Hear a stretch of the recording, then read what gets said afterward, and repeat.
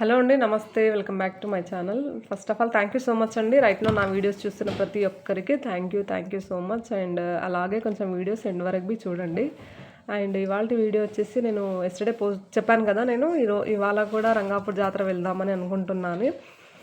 So అదండి, works అన్నీ finish చేసుకొని ఇంట్లో కొన్ని థింగ్స్ ఎక్కువ తీసుకోలేదని చెప్పాను కదా, పిల్లలకి ఎక్కువ.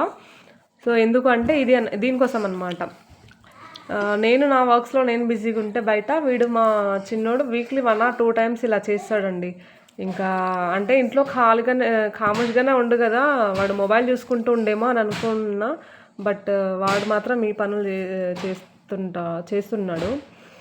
సో ఆల్మోస్ట్ ఇంకప్పటికీ రెడీ అయ్యామండి మేము 12కి 12:30 ఆ టైంకి. ఇంకప్పుడే మా మదర్ వచ్చారు. మా మదర్ ఊరు నుంచి వచ్చారు, ఉప్పునుంతలు ఇక్కడ నుంచి 8 kilometers. ఇంకా దాని తర్వాత మేము ఇంటి దగ్గర నుంచి వెహికల్ ఏం లేదండి, నడుచుకుంటూనే వెళ్ళాలి. సో నడుచుకుంటూ వెళ్ళాలి కాబట్టి కొంచెం మరీ అంత దూరం ఏం లేదు, పర్లేదు, కొంచెం వెళ్ళొచ్చు బస్ స్టాండ్ వరకు. సో కాకపోతే కొంచెం ఏంటంటే బాబు ఉండు కదా, వాడిని తీసుకొని వెళ్ళాలంటే కష్టం అనమాట. అక్కడ షాప్ ఉంది, వాడు దానికోసమని ఆ పరుగులు ఉరుకులు.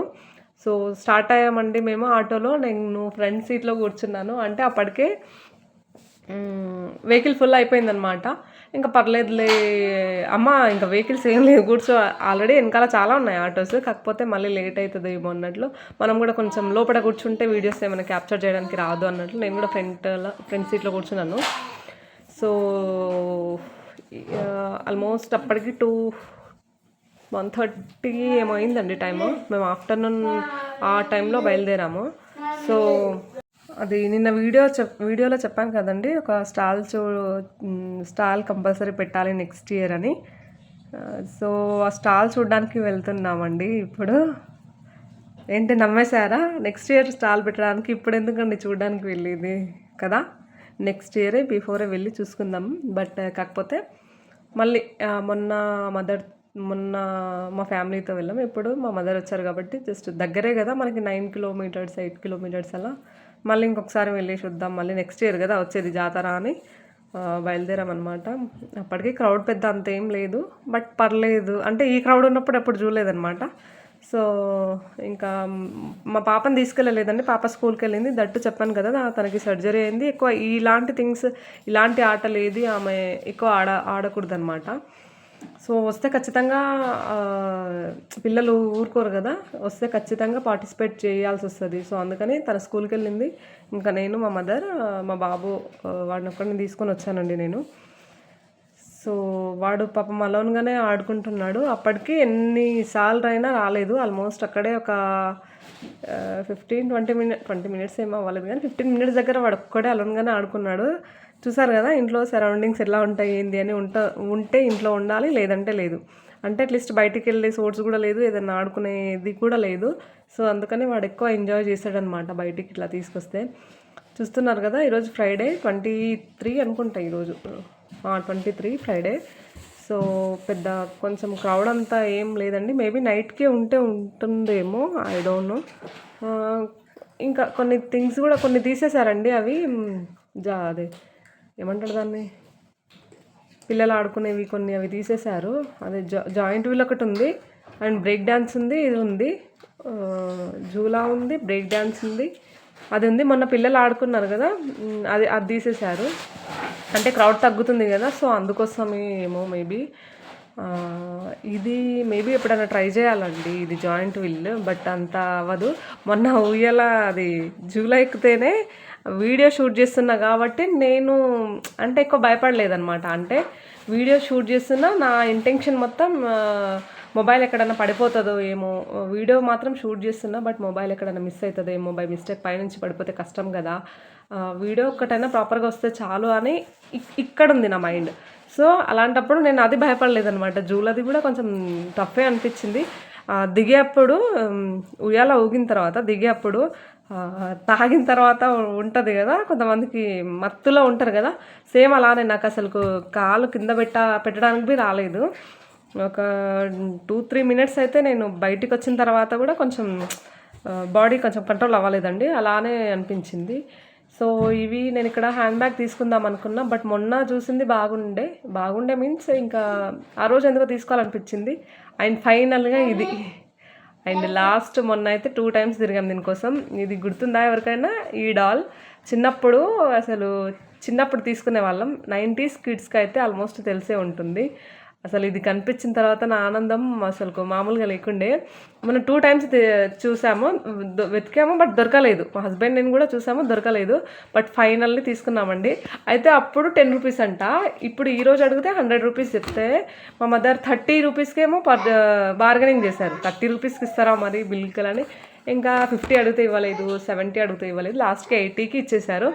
సో ఎలాగో 80 కాదు 100 అయినా ఇంకో 150 అయినా పెట్టి తీసుకునేదాన్ని. ఎందుకంటే అదొక చిన్నప్పుడు ఆల్మోస్ట్ తెలిసే ఉంటుంది. ఒకవేళ మీకు గుర్తుందో లేదో, చిన్నప్పుడు మనం ఎక్కువ అదే తీసుకునే వాళ్ళం. 90s కిడ్స్కి అయితే ఆల్మోస్ట్ తెలిసే ఉంటుంది.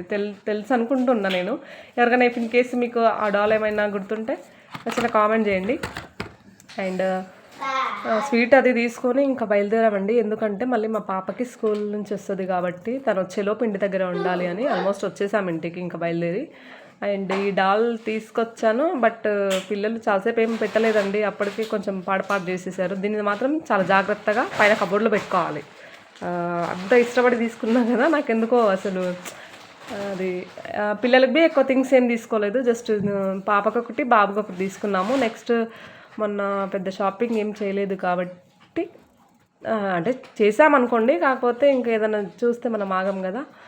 సో కొన్ని థింగ్స్ అయితే మళ్ళీ తీసుకున్నాను పర్చేస్ చేసి. ఇంకా అన్నెసెసరీ థింగ్స్ తీసుకోకూడదు పిల్లలకి. ఎందుకంటే ఇంటి నిండా అవే.